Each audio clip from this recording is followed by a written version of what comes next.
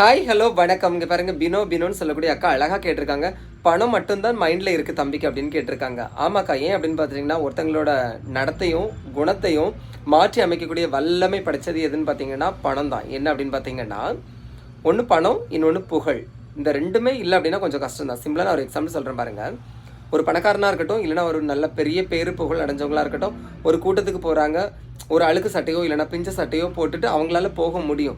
உடனே சுற்றி இருக்கக்கூடிய சரௌண்டிங் என்ன தெரியுமா சொல்லும், பாத்தி அவங்களுக்கு எவ்வளோ பேர் புகழ் பணம் எல்லாம் இருந்தாலுமே எவ்வளோ சிம்பிளாக எளிமையாக வராங்க அப்படின்னு சொல்லுவாங்க.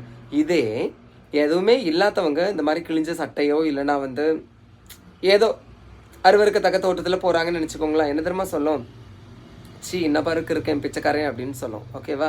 இது எல்லாத்தையுமே தலைகளாக மாத்திர சக்தி எதுக்கு இருக்குது அப்படின்னு பார்த்தீங்கன்னா பணத்துக்கு இருக்குது. அதனால அந்த பணத்தை நான் தேடி ஓடுறதோ இல்லைனா பணத்தாசை இருக்கிறதுல தப்பு கிடையாது. இது ஒரு சாதாரண ஆசை தான், எல்லாருக்கும் இருக்க மாதிரி தான் எனக்கும். பிடிச்சா லைக் பண்ணுங்கள். தேங்க்யூ.